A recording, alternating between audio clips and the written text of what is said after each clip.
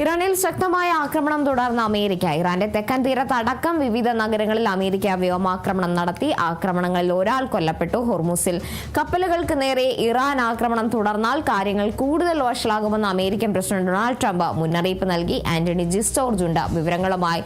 ആന്റണി, എന്തായാലും പശ്ചിമേഷ്യ ഒരു സമാധാനത്തിലേക്ക് കടന്നു എന്ന് നമ്മൾ പ്രതീക്ഷിച്ചതാണ്. എന്നാൽ ഇപ്പോൾ കാര്യങ്ങൾ മാറി മറിയുന്ന സ്ഥിതിയാണ് നിലവിലുള്ളത്. പശ്ചിമേഷ്യ വീണ്ടും ഒരു അശാന്തതയിലേക്ക് പോവുകയാണ്. കൂടാതെ തന്നെ വെടിനിർത്തൽ അവസാനിച്ചെന്ന് ഡൊണാൾഡ് ട്രംപ് കൂടി പ്രഖ്യാപിക്കുമ്പോൾ ഇനി എന്താണ് സംഭവിക്കാനിരിക്കുന്നത്?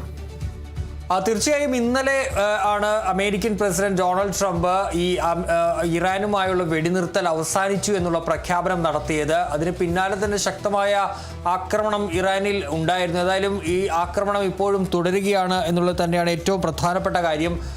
കഴിഞ്ഞ രാത്രിയിലും ശക്തമായ ആക്രമണമാണ് ഇറാനിലുടനീളം നടത്തിയത്. പ്രത്യേകിച്ച് തെക്കൻ ഇറാൻ പ്രദേശങ്ങളിലാണ് ഈ ആക്രമണം നടത്തിയത്.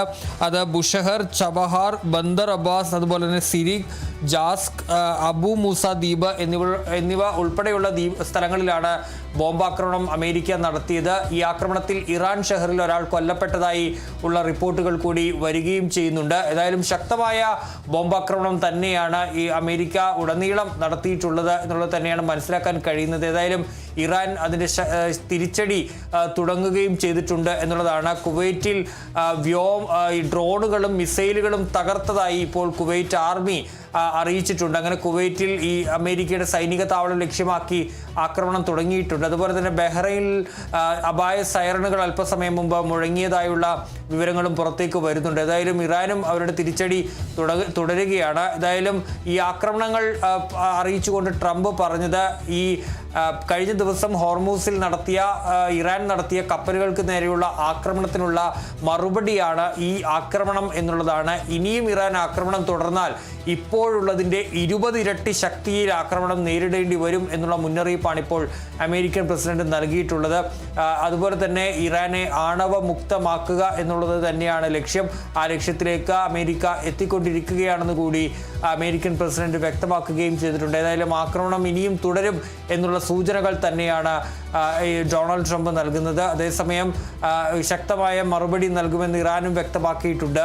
ട്രംപിൻ്റെ അശ്ലീലമായ പരിഹാസങ്ങൾക്ക് ആ അശ്ലീലതയോടെയല്ല മറുപടി നൽകുന്നത്, മറിച്ച പ്രവർത്തനത്തിലൂടെയായിരിക്കും ഇറാൻ മറുപടി നൽകുക എന്നുള്ള കാര്യം വിദേശകാര്യമന്ത്രി അബ്ബാസ് അർഗാച്ചി വ്യക്തമാക്കിയിട്ടുണ്ട്. അതുപോലെ തന്നെ US സെക്യൂരിറ്റി കൗൺസിൽ, ഐക്യരാഷ്ട്രസഭയുടെ സുരക്ഷാ കൗൺസിലിനും അതുപോലെ തന്നെ ഐക്യരാഷ്ട്ര സെക്രട്ടറി ജനറലിനും ഇപ്പോൾ ഇറാൻ കത്തുകൾ അയച്ചതായി ഉള്ള വിവരങ്ങളുമുണ്ട്. ഈ അമേരിക്ക ഇറാന്റെ പരമാധികാരത്തിലേക്കടക്കം കടന്നു കയറുന്നു എന്ന് ചൂണ്ടിക്കാട്ടിയാണ് ആ കത്തുകൾ അയച്ചിരിക്കുന്നത്. ഏതായാലും ശക്തമായ ആക്രമണം തന്നെയാണ് വിവിധ നഗരങ്ങളിൽ ഇറാനിലെ വിവിധ നഗരങ്ങളിൽ അമേരിക്ക നടത്തിയിട്ടുള്ളത്. ഇപ്പോൾ ഗൾഫ് മേഖലയിലേക്ക് ഇറാന്റെ ആക്രമണങ്ങളും തുടങ്ങിയെന്നുള്ള വിവരങ്ങളും വരുന്നു. കുവൈറ്റിലേക്ക് ഇറാൻ തൊടുത്തുവിട്ട മിസൈലുകളും ഡ്രോണുകളും തകർത്തതായി ഇപ്പോൾ കുവൈറ്റ് ആർമിയും വ്യക്തമാക്കുന്നു. ശരി, വ്യക്തമാണ്. ആന്റണി ജിസ്റ്റോർജ് ആണ് വിവരങ്ങൾ നൽകിയത്.